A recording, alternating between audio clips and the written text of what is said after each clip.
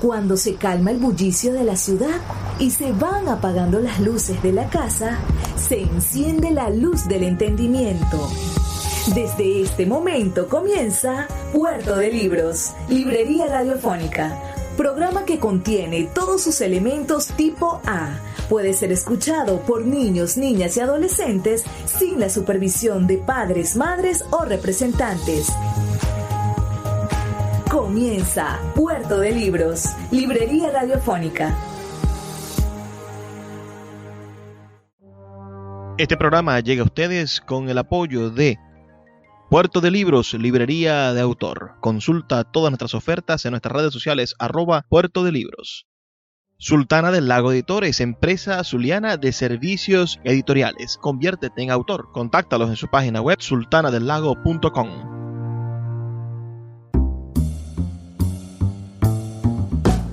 Bienvenidos a Puerto de Libros, Librería Radiofónica. Les habla Luis Peroso Cervantes, quien de lunes a viernes, de 9 a 10 de la noche, trae para ustedes este programa a través de la Red Nacional de Emisoras Radio Fe y Alegría.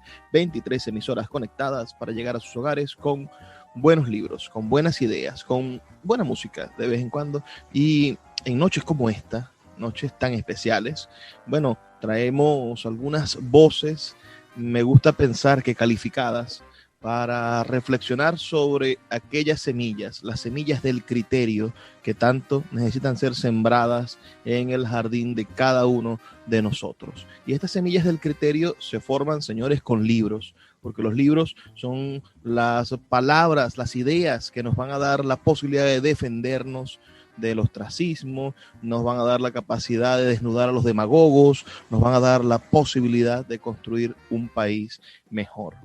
Un país mejor que no se construye, y lo sabe nuestro invitado de esta noche, de un día para el otro, sino que es un proceso largo que si no comenzamos, bueno, nunca podremos concluirlo. Me refiero a este señor que hoy nos visita, a este caballero que hoy nos visita, con un respeto increíble, porque desde mi tierna infancia, desde que tengo 10, 11 o 12 años, lo estoy viendo como un símbolo de la unidad y la esperanza del país. Y lo he escuchado molestarse para reclamar los derechos de personas que no tienen voz en el medio de la sociedad, de ese tercero excluido, como piensan los zapatistas. Y también lo he visto ser sosegado para intentar equilibrar la balanza de los poderes, tanto de quien gobierna, en este caso, de los rojos rojitos, como de la variopinta cantidad de colores del otro lado en los diferentes intentos de unidad. Hoy tenemos con nosotros a Jesús Chuo Torrealba, uno de los periodistas que más ha hecho en favor de la democracia, y estaremos conversando con él sobre libros. Jesús, por favor, dale un mensaje de bienvenida o preséntate ante nuestra audiencia en Radio Fe y Alegría. Luis, realmente me quedo sin palabras ante la generosidad de tu presentación. Yo quiero agradecerte vivamente esta oportunidad de interacción, en primer lugar con la audiencia zuliana, región con la que tengo nexos de amistad y amor de toda mi vida, y en general con toda la audiencia de Radio Fe y Alegría. Radio Fe y Alegría no es una emisora más. Radio Fe y Alegría, así como las escuelas construyen valores aquí donde se acaba el asfalto, Radio Fe y Alegría lleva verdades desde y hacia los rincones más recónditos de la República, y es para mí un honor como hombre de radio estar aquí en Radio Fe y Alegría. Gracias a tu magia, gracias a tu generosidad. 18 de mayo del año 1958. Hacía apenas unos meses había decidido montarse en su vaca sagrada, en su gran avión, el presidente dictador Marcos Pérez Jiménez, y ese 18 de mayo nace Jesús Torrealba. Cuéntame, Jesús, ¿en qué hogar naces? ¿Qué Venezuela y qué familia venezolana recibe a Jesús Chuo Torrealba? Mis viejos son, digamos, algo así como buena parte del resumen de la historia venezolana del siglo XX, de esa Venezuela que pasó de la quietud campestre al tráfago urbano, de la inocencia a la picardía, de la bucólica paz social al activismo ciudadano, social y político, ese tránsito pues del campo a la ciudad. Mamá nació en un pueblo llamado Aroa, en Yaracuy, allí donde estaban las minas de cobre que alguna vez fueron del Libertador. Cuando las minas cerraron su actividad, toda la familia bajó hasta el poblado de Cocorote, y allí la agricultura no daba ciertamente para mantener las 11 bocas de mi familia materna. Eso hizo que los mayores tuvieran que dirigirse a Caracas a trabajar para enviar dinero a la casa para que pudieran estudiar los más pequeños. Y entre los mayores salió mi mamá para Caracas, se convirtió de ordeñadora, que era en Cocorote, en obrera textil, y en la interacción con sus compañeras de trabajo y con el patrono, transformóse inevitablemente en activista sindical. Algo parecido le ocurrió a papá. Papá venía de otro sector del país. Papá nació en esa encrucijada de los llanos llamado Guiripa. De Guiripa, cuando pudo, bajó a San Casimiro y trabajó entre labores del campo, labores del comercio, ganando sueldos misérrimos. Al final, al rayar los 20 años, se dirigió a Caracas y se transformó en obrero. Cayó en el sector metalúrgico y desde allí se transformó también en activista sindical a partir de esa dinámica que vivía la Venezuela de los años 30, 40, la Venezuela que estaba despertando del sopor gomecista, y se convirtió en activista sindical y posteriormente en activista político.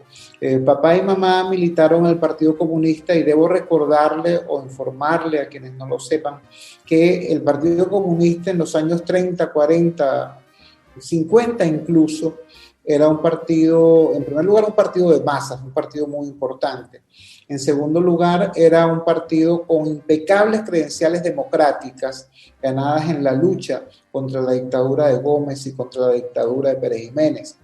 En ese partido militaron mis viejos, al pasar de ser activistas sindicales a ser luchadores resistentes contra la dictadura.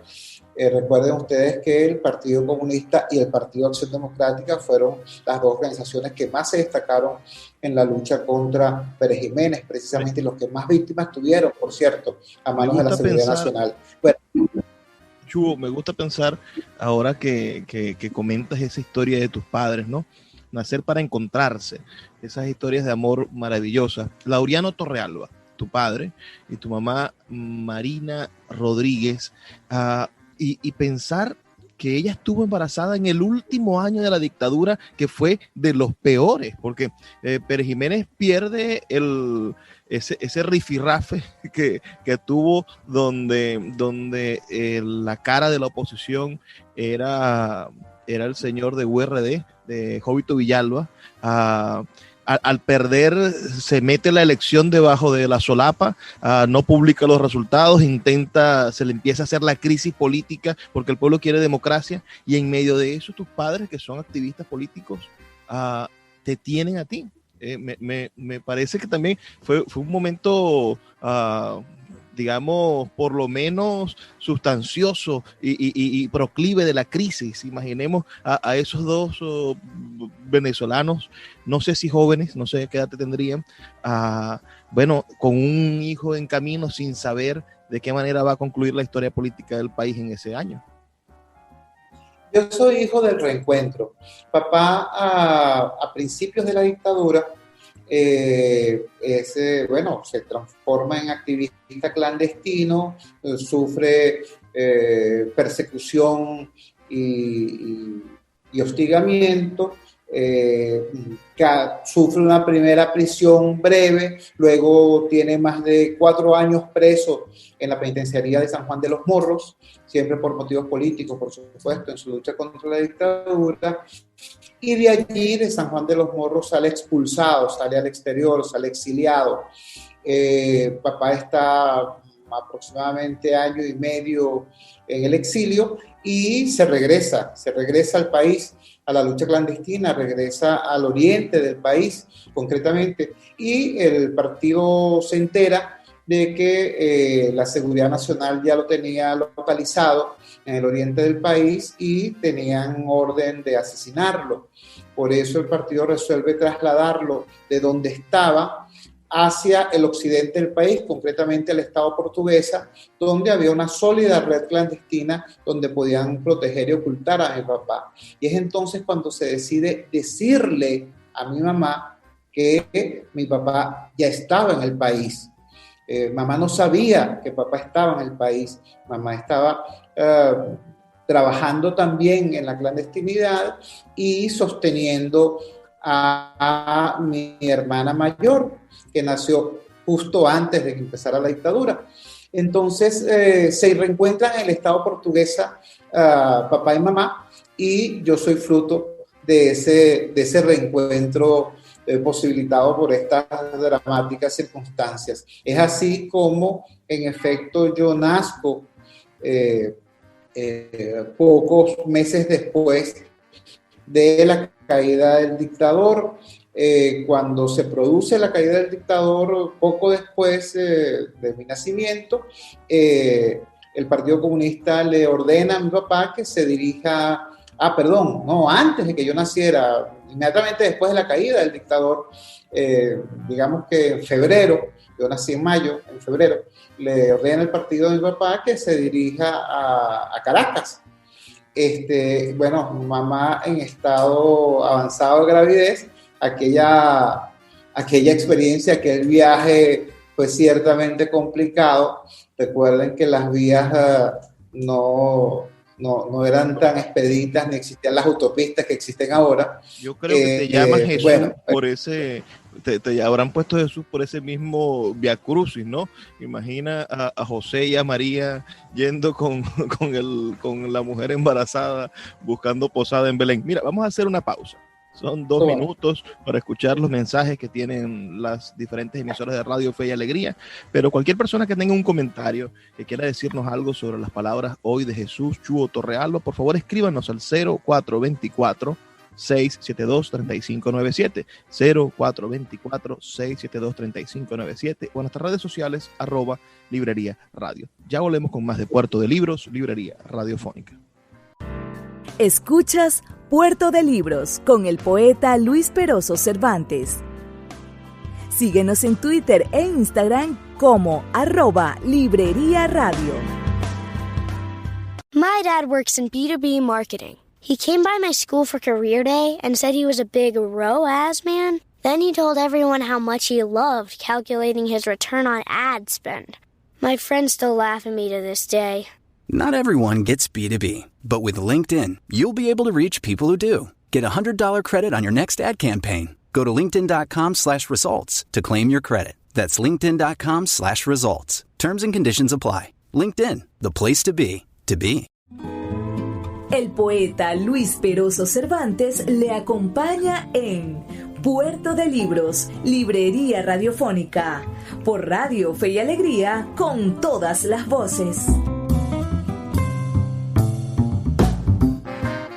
Seguimos en Puerto de Libros, Librería Radiofónica, esta noche con un invitado de lujo, con un hombre que en el momento en el que yo salí de la nebulosa de pensar que estábamos viviendo en una revolución exitosa. Yo fui un niño de 14, 15, 16 años que cuando llegó Barrio Adentro a la comunidad, cuando empezaron a pasar cosas en mi barrio, que era un barrio de carreteras de tierra, bueno, yo sentí que había la posibilidad de crearse un país maravilloso, ¿no?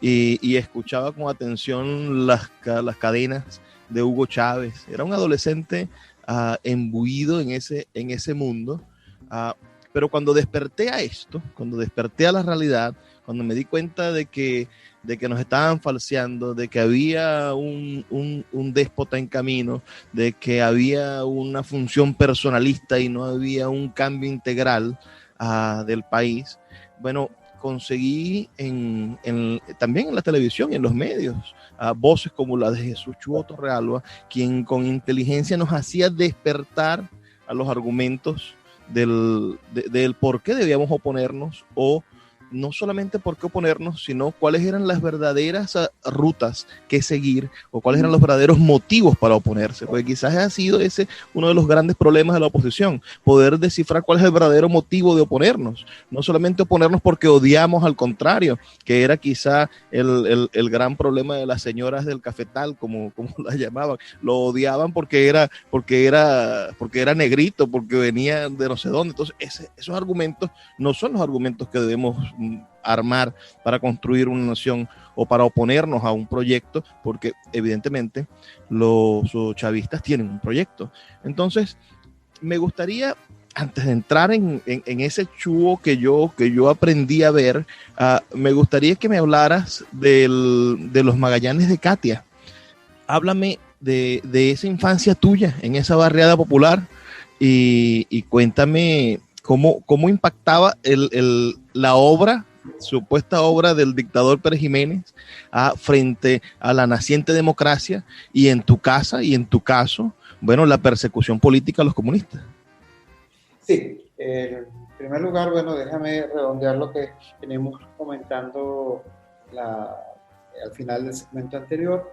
Es de esa manera como se produce el reencuentro de mis padres. De ahí viene mi nacimiento. Papá se dirige a Caracas y ocurre en ese tiempo el error histórico que hace que esa gran fuerza obrera y campesina que fue el Partido Comunista se disolviera. Tú hablabas acerca de mi nombre y si era producto u homenaje del Calvario vivido. En realidad, a mí me pusieron este nombre por un maracucho. Mi nombre me lo puso papá por Jesús Faría, legendario dirigente obrero que estuvo en la huelga petrolera y que fue luego máximo dirigente del Partido Comunista. Por Jesús Faría, que yo me llamo Jesús Torrealba, o en homenaje a Jesús Faría. Pero se incurre en la década de los 60, apenas caído el dictador, cuando el país respiraba aires de democracia, cuando todos los venezolanos querían saborear, vivir, ejercer la democracia.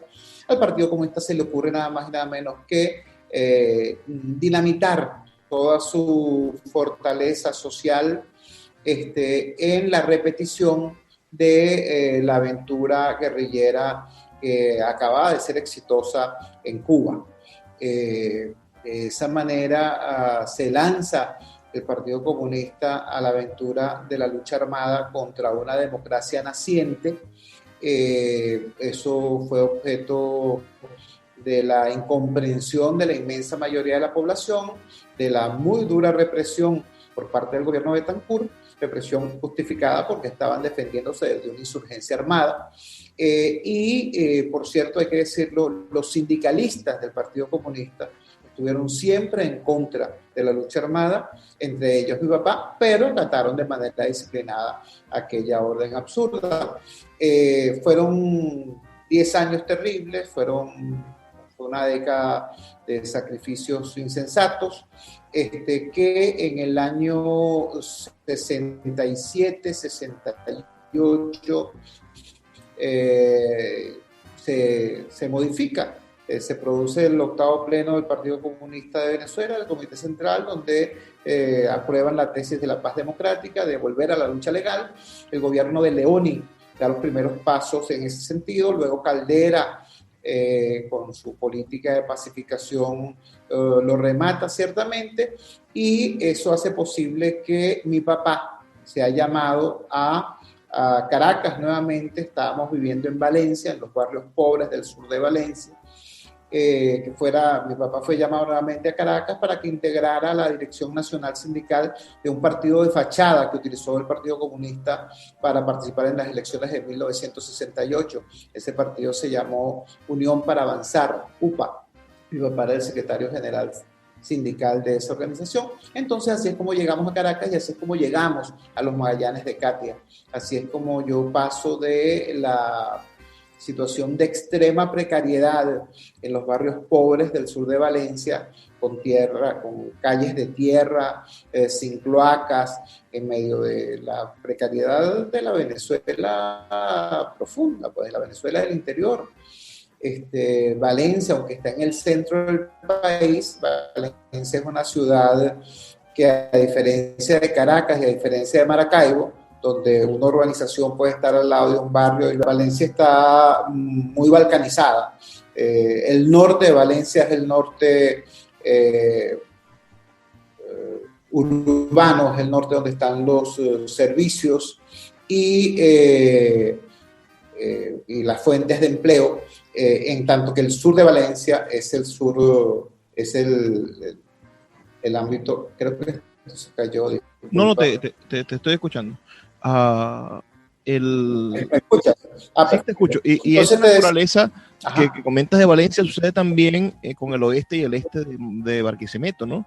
Hay ciudades, sobre todo las más industriales, donde la gente pobre fue a vivir a un extremo y es otra ciudad, otro rostro, el rostro casi el rostro de las Alemanias, ¿no? Es decir, una Alemania progresista, un Berlín progresista y el otro lado sometido y olvidado por los poderes. Porque quizás ha sido el gran problema de nuestros políticos día tras día. Hablamos de una Venezuela saudita, hablamos de un desarrollo económico en los años 70 y hasta quizá la mitad de los años 80, pero era un desarrollo para solamente una parte del país.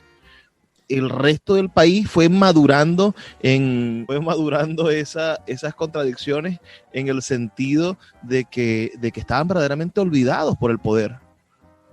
Sí, yo creo que hubo poca comprensión por parte de todos los actores de los problemas, de los lunares, de los fracasos, e incluso también poca comprensión sobre la naturaleza de los éxitos. Me explico. El mundo se transformó, la mayoría de los países en el mundo se transformaron de rurales en urbanos en un tránsito de promedio de 200 años. En Venezuela nos volvimos de país rural a país urbano en menos de 50 años. Ese es un proceso extremadamente acelerado que hizo de nuestras ciudades esto que son lugares donde una primera camada de pobladores se ubicaron en lo que es la cuadrícula urbana, y después el río, el torrente de venezolanos que venían huyendo de la pobreza del campo se ubicaron donde podían. Entonces, en el caso de Caracas, en el caso de Maracaibo, hay una suerte de entreverado, como dirían ustedes allá, ¿no?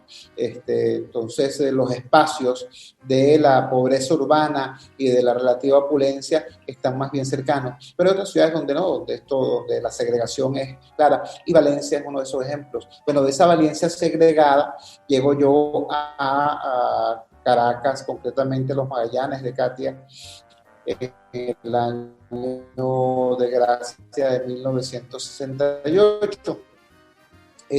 Afortunadamente, yo estoy leyendo desde los 4 años, gracias a los desvelos de Marina, de mi madre. Entonces, cuando yo llegué a Caracas, yo lo que más hacía era leer porque lo primero que te impacta cuando llegas a Caracas es esa suerte de ecosistema visual que existía, todo el asunto de las vallas, todo el asunto de los afiches, todo el asunto de los anuncios comerciales, todo el asunto de la propaganda política. Para mí Caracas era una ciudad que gritaba y yo leía, yo percibía a través de los ojos esos gritos y me nutría ciertamente con algo de violencia de toda esa gritería urbana, ¿no? De todo ese clamor urbano. Recuerda que yo en ese momento tendría 10, 11 años. A mí me causa curiosidad que en varias entrevistas has dicho algo que podría ser hasta violencia infantil. A los 12 años, 13 años, ingresaste al Partido Comunista, ingresaste a las filas de un partido y a tener tareas de acción partidista. Ahora pienso, o no sé si tú revisas tu vida y dices, bueno, que eras un niño. ¿Habría algo de que corregir en eso? ¿Crees tú que hiciste bien empezando en el mundo de la política a esa edad tan temprana? Bueno, es que habría que ubicarse exactamente en ese momento del país. Estamos hablando del año 1971, cuando yo ingreso a primer año de bachillerato. Recuerda que en Venezuela, en ese tiempo, no existía la información instantánea. A Venezuela siempre han llegado las noticias tarde, ¿no? Cuando Bolívar, la información sobre la enciclopedia francesa llegó décadas más tarde. Cuando Betancourt, las informaciones sobre la revolución bolchevique llegó mucho tiempo después.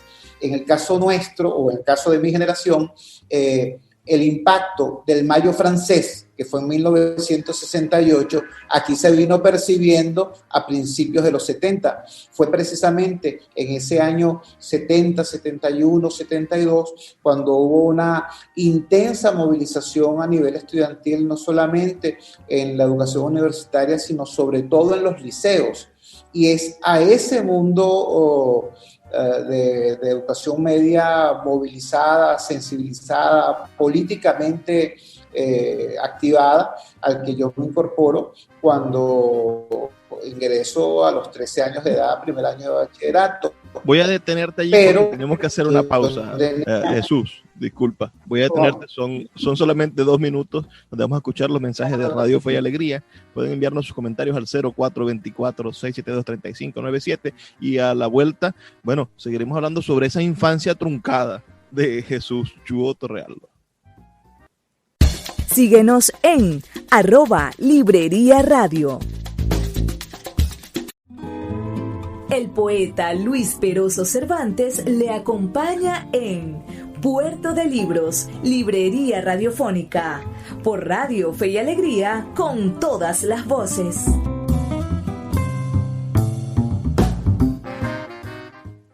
Seguimos en Puerto de Libros, Librería Radiofónica, aquí por la señal de la Red Nacional de Emisoras Radio Fe y Alegría, esta noche con Jesús Chuo Torrealba.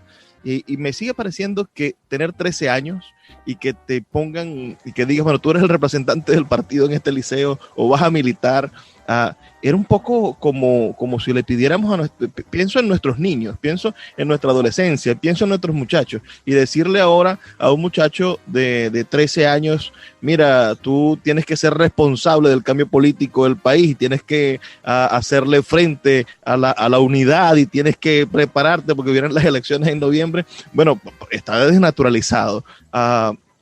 Háblanos de esa infancia, de ese Jesús Chuo Torrealba joven haciendo estas cosas.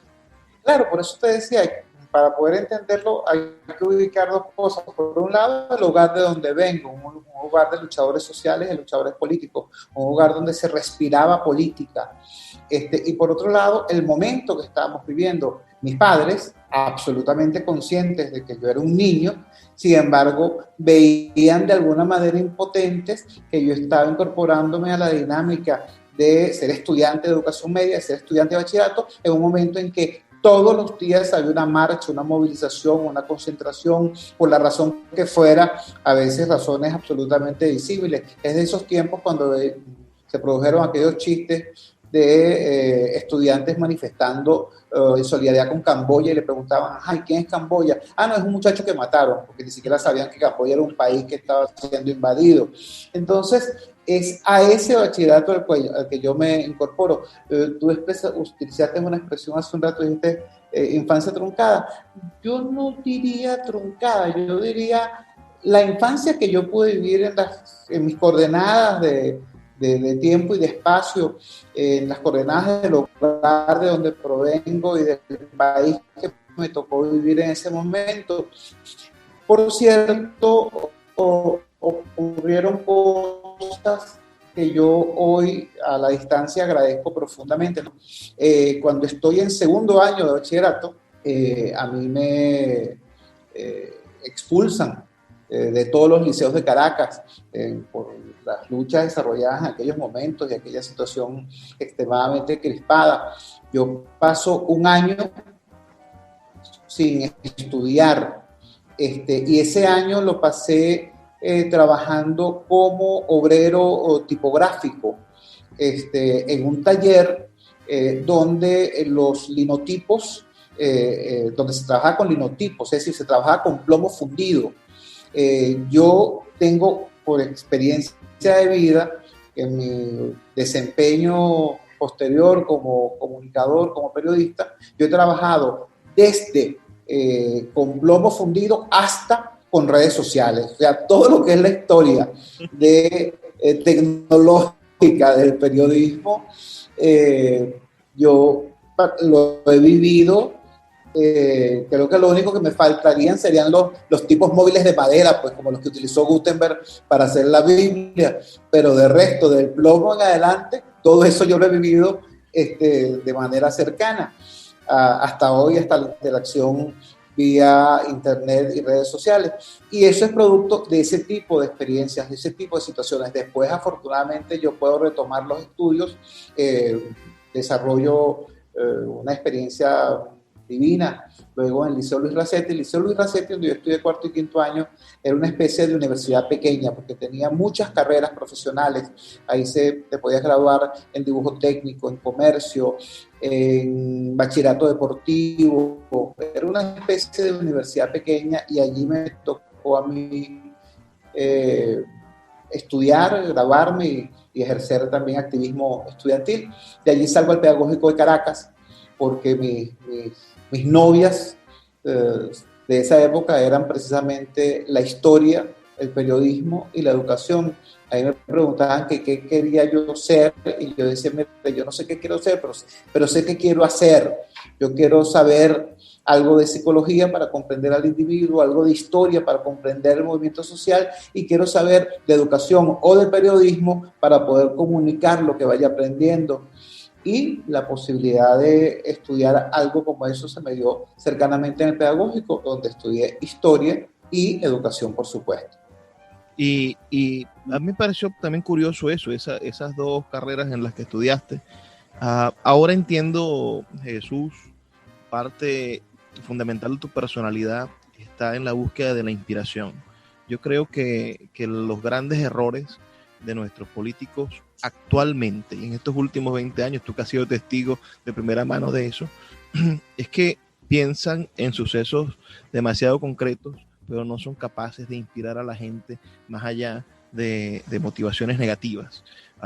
Quizá ese es el gran secreto del chavismo, ¿no? Que intentó inspirar a las personas en positivo para obtener sus prebendas y las cosas que han obtenido ellos a búsqueda personal, pero el chavismo va a estar enraizado un tiempo aquí en el sentido en el que la gente tomó un empoderamiento comunal, en que la gente decidió que eran las bases del barrio del cual tenía el poder de enfrentarse al poder establecido. Y a un montón de cosas que lo van a mantener en boga durante mucho tiempo, quizás van a madurar.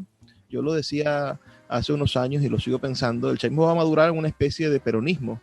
Habrán 10 y 20 chavismos diferentes, y habrán diferentes gobiernos, así como ha habido los diferentes gobiernos peronistas, y habrá chavismo de derecha y chavismo de izquierda, y tendremos un país que no va a poder quitarse de encima toda la sombra de ese personaje. Pero cuando veo en ti la idea de comunicar y de aprender la historia, siento que estamos en presencia de alguien que busca entender por qué necesitamos inspirar a las personas para ser mejores ciudadanos. ¿Te gradúas? Yo creo que todo ocurre en un espacio y en un tiempo. Y si tú no conoces las claves de cómo se organiza ese espacio, es decir, si tú no conoces la geografía, si tú no conoces las claves del proceso histórico en el cual se dan las cosas, entonces eres un ciudadano manipulable. Siempre alguien te podrá echar un cuento, siempre alguien te podrá inventar anécdotas porque tú desconoces la historia. Siempre alguien podrá intentar quitarte tu territorio porque tú desconoces la geografía. Por eso yo creo que es fundamental eso, pues, aprender y aprender a comunicar. Yo creo que si algo conecta las dos profesiones que yo afortunadamente pude estudiar, es que tanto el maestro como el periodista se aproximan a los hechos no para atesorar el conocimiento, sino para compartirlo. Un periodista que no comunique, un maestro que no enseñe, no sirve para nada. Y lo que me decía sobre los políticos de ahora, yo creo que nosotros tenemos que tener una mirada compasiva, una mirada misericordiosa. Lo digo en serio. Yo creo que nuestros políticos de este tiempo son personas que vienen de una dinámica en la que las agencias socializadoras fundamentales están fracturadas, están deterioradas. Yo tuve familia, yo tuve escuela, yo tuve la experiencia. La familia, la escuela, el partido, eran instancias donde se construía ciudadanía. Eso no existe desde hace ya bastante tiempo en Venezuela. La familia está fracturada, la escuela está en colapso, los partidos políticos están en crisis. Entonces, ¿dónde puede obtener un joven dirigente político? Un joven y no tan joven, estoy hablando de un hombre de 40, 45 años. ¿Dónde pudo obtener formación? Digo formación doctrinaria, digo formación principista, digo formación de criterio. No hablo simplemente de consignas, no hablo de mercadotecnia. Es muy complicado, es realmente complicado. Por eso insisto, la responsabilidad nuestra hoy de los ciudadanos, recuerda que a pesar de toda ese ejercicio inicial, yo en el año de gracia de 1984, es decir, hace ya 37 años, tomé lo que yo creo que es la más sabia decisión que yo he tomado, quizás la única decisión sabia que yo he tomado, que fue dejar la militancia política. Yo soy desde 1984 un activista independiente, de eso que hoy se llama la sociedad civil y que antes se llamaba movimiento. De eso quería conversarte. Tú fundas el Radar de los Barrios en 1996 y me parece muy interesante en el sentido en el que esa Venezuela de 1996 es tan oprobiosa y tan oscura como la Venezuela del 2021, porque venimos de destituir al primer presidente, entra al gobierno un Rafael Calderas que verdaderamente estaba más otoñal que Joe Biden, que el presidente de los Estados Unidos. Vemos que en el 96 hay hasta una, si mal no recuerdo, bueno, no recuerdo realmente, sino revisando, había una crisis hasta de papel higiénico en el país. Y la memoria de los problemas de las pensiones no homologadas. Vivíamos una crisis profunda, huelgas todos los días en los hospitales, y tú decides visibilizar un espacio que en el medio de los medios de comunicación no tenía voz, que era lo que pasaba en el cerro, lo que estaba pasando, bueno, puertas adentro, donde no entra la unidad móvil de Venevisión, donde no está, donde no hay periodistas realmente, se crea el Radar de los Barrios. Háblame de ese proceso también inspirador, de generar un proyecto que le dé voz al que no tiene voz.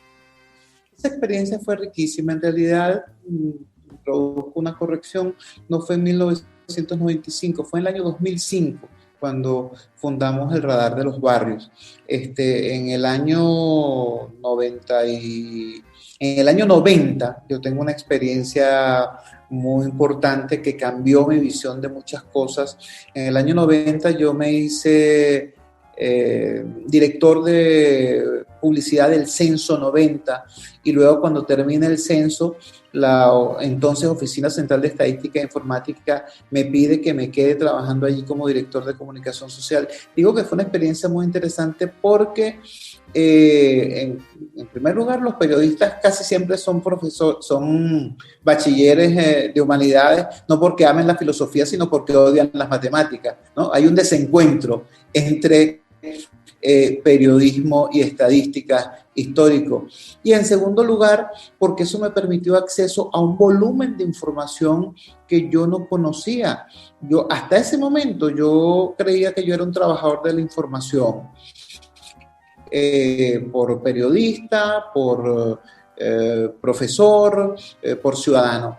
Cuando yo establezco contacto con la comunidad estadística, me doy cuenta de la inmensa diferencia que hay entre la información y el chisme.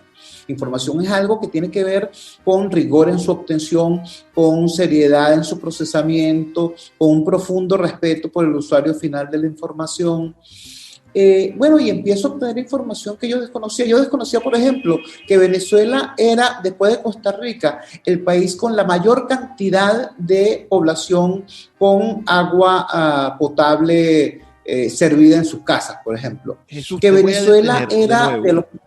Porque los tiempos en radio necesitamos corregirlo. Fe y Alegría nos permite hablar bastante, pero es rigurosa con sus campañas, porque son maravillosas. Son 2 minutos de pausa y ya volvemos. Claro que sí. Síguenos en @Librería Radio. El poeta Luis Peroso Cervantes le acompaña en Puerto de Libros, Librería Radiofónica, por Radio Fe y Alegría, con todas las voces.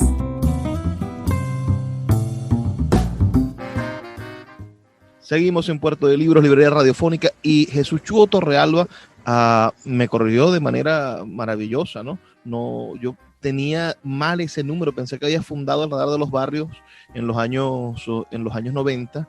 Ciertamente comienza con el programa de radio, ¿verdad? En los años 2000, Sí. En el año 2005. Pero háblame de esos años 90 y de ese contacto con las estadísticas, con intentar precisar las cosas científicamente. Sí, empiezo a conocer un conjunto de cosas que habían logrado, no el punto fijismo, no la democracia venezolana de Cocopellana, que habían logrado los venezolanos a lo largo de décadas de lucha por sus derechos. Y entonces, en esos años 90, en medio de la activa, surge el discurso del chavismo, muy al estilo de lo que siempre ha sido el discurso político venezolano, aquejado del complejo de Adán, es decir, diciendo que todo lo anterior no servía, ¿no? Y que el nuevo discurso es el Robin Hood, generador de venganzas y de justicias, ¿no? Y yo escucho ese discurso en el 92, sabiendo por otro lado que tengo ahora conocimiento sólido de que las cosas no eran tan así. Ciertamente había una crisis en Venezuela, pero en esos mismos años el crecimiento de la economía venezolana era superior al crecimiento de la economía alemana, por ejemplo. Bueno, sin embargo, se vive lo que ocurrió en los años 90. La clase dirigente venezolana, no solamente la clase política, sino también el estamento dirigente sindical y empresarial, se equivocaron rotundamente, no advirtieron las señales que exigían cambio, y de esa manera el golpista en el 98 y asume en el 99. ¿Qué ocurre? Bueno, ocurre que en el año 2000 la clase media venezolana, que era la que mayoritariamente votaba, para castigar a Deico Pey, supuestamente vota de manera entusiasta por Hugo Chávez y hacen a Hugo Chávez presidente. Eso fue en el 98, toma posesión en el 99 y en el 2000 aproximadamente la clase media se da cuenta de lo que ha ocurrido y empieza una reacción con la consigna "con mis hijos no te metas". Sale la clase media a protestar contra el famoso decreto 1011 y la perspectiva de que supuestamente fiscales o supervisores de naturaleza política, comisarios políticos, fueran a incidir en la educación de los niños. Sale entonces ese primer movimiento de masas, aunque con fuerte sesgo de clase media, y es la primera reacción de la sociedad venezolana frente al proyecto de Hugo Chávez. Y es esa la manera como los partidos de la entonces disuelta oposición venezolana, cuando intenta rearmarse, tienen que hablar con el único actor que está en la calle protestando, que son los ciudadanos. Y de esa manera es como Jesús Torrealba, que formaba parte de una humilde organización no gubernamental llamada Asamblea de Educación, empieza a tener que ver con esos intentos de reorganización de la oposición en Venezuela. Eso fue así hasta el año de gracia de 2004, cuando se produce el referendo revocatorio, el intento de referendo revocatorio contra Hugo Chávez, referendo que pierde la oposición y que la oposición, en vez de tratar de entender qué había ocurrido, de tratar de obtener de ese fracaso información pertinente para optimizar su desempeño, se va por la vía fácil y dice, no, esto fue fraude. Al decir que en el año 2004 que hubo fraude, por supuesto no podías participar en las elecciones parlamentarias del 2005 y de esa manera se le regala al proyecto chavista, que siempre había sido un proyecto importante pero minoritario, es decir, el chavismo siempre fue la primera minoría, nunca llegó a ser mayoría efectiva, pero se le regaló todo el poder. En ese momento yo me desvinculo de esa dinámica y digo, bueno, si la oposición no quiere comprender qué es lo que está pasando en este país, yo sí tengo la obligación de tratar de entenderlo. Yo me puse a investigar qué había ocurrido y descubro que en el referéndum del 2004 la oposición había ganado y ganado bien en casi todas las organizaciones del país, pero que el chavismo había ganado y había ganado de manera consistente en todos los barrios de Venezuela. Entonces yo quería investigar por qué había pasado eso, porque hasta tanto no se comprendiera eso, no se iba a poder modificar esa ecuación. Es entonces cuando creamos el radar de los barrios. Con una idea un poco romántica, con una idea un poco influida por el discurso de la iglesia, aquello de dar voz a quien no tiene voz, que bueno, ya que fuimos corrigiendo a medida que fuimos trabajando, porque lo primero que descubrimos cuando entramos a trabajar de lleno en el barrio es que el barrio tiene una voz poderosa, tiene una voz hermosa, tiene mucho que decir. El barrio lo que no tiene es tarima, el barrio lo que no tiene es megáfono, pero voz sí tiene. Entonces nos dedicamos a hacer eso, la tarima y el megáfono de quien teniendo voz no tenía cómo expresarla. Bueno, esa es la génesis del proceso del radar de los barrios, que a mí humildemente me enseñó muchísimo. O sea, creo que es el doctorado más valioso que yo haya podido hacer en mi vida, y creo que generó un conjunto de nuevas dinámicas, de nuevas reflexiones, que permitió que 10 años después, en el año 2015, cuando el azar de la vida hizo posible que yo, que no soy militante de partido, que no quiero serlo, que no quiero ocupar ningún cargo público, que no soy ni seré candidato a nada, figurara pues como coordinador de la alianza opositora, pudimos estructurar una oferta, pudimos estructurar sobre todo un mensaje que hizo posible que las elecciones del 6 de diciembre del 2015 la oposición ganara, no solamente en las urbanizaciones del este caraqueño, sino también en los barrios del oeste de Barquisimeto, no solamente en la parte urbana y bonita del norte de Valencia, sino también en los barrios del sur de Valencia. Eso nunca lo había logrado la oposición venezolana, y creo que de alguna manera ese logro tiene que ver con esa experiencia que tuvimos nosotros, con esa inmersión en la Venezuela profunda, en las entrañas de la pobreza venezolana, para poder comprender lo que allí estaba ocurriendo y poder acompañar no solo en la indignación, sino también en la esperanza. Me voy a saltar toda la biografía tuya conocida del mundo político, que evidentemente parece una tragicomedia, porque grandes esfuerzos fueron dilapidados, por decirlo de manera decente, por los grupos políticos.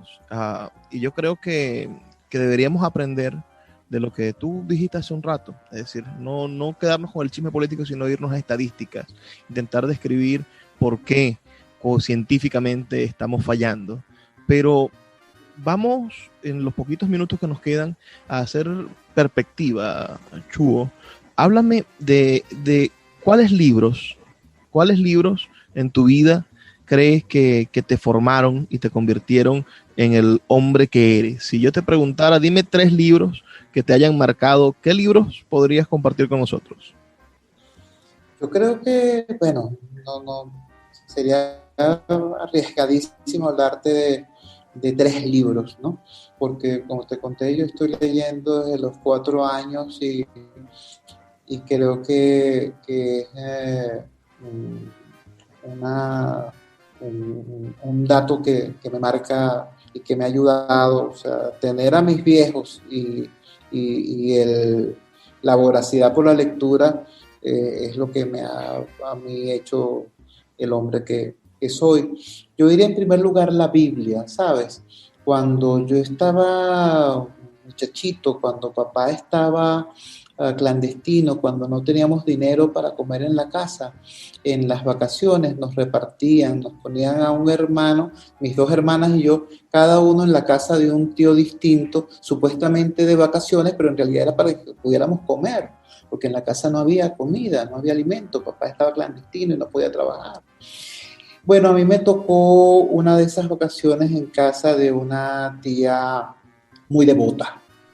Y la Biblia era lo único que estaba a la mano y yo me he devorado pasajes completos desde el Génesis hasta, yo recuerdo haberme maravillado, niño, repito, con el Cantar de los Cantares y pidiéndole explicaciones a mi tía sobre algunos pasajes y ella escandalizada por mis preguntas. Pero bueno, en primer lugar eso, pues.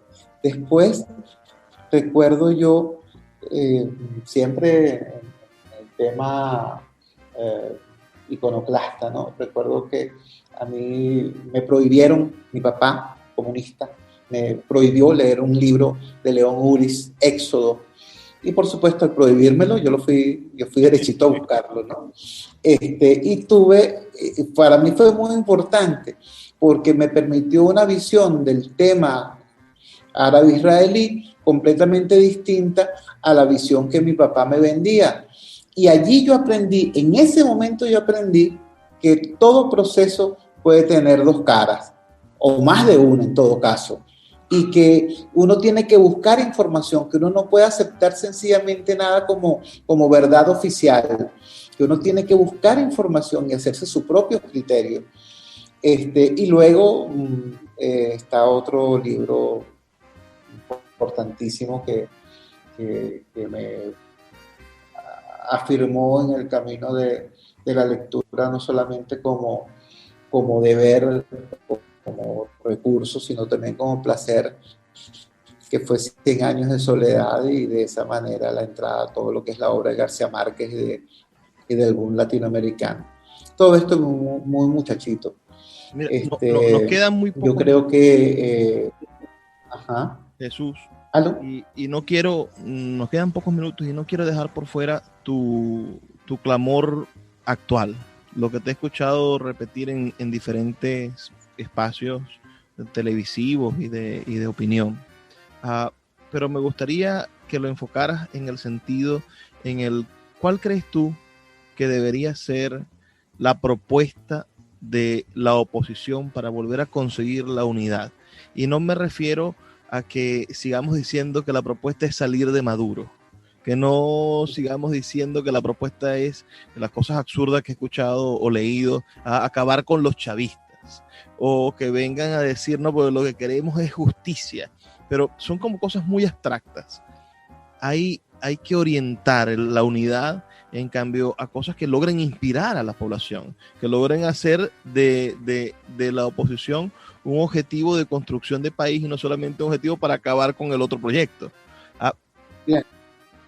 Claro, yo creo que por eso entonces lo que estaría planteado es hablar de la unidad del país, no de la unidad de la oposición. Yo he insistido, nosotros tenemos como proyecto nacional severas amenazas y severos problemas. Nosotros tenemos 3 grandes enemigos hoy.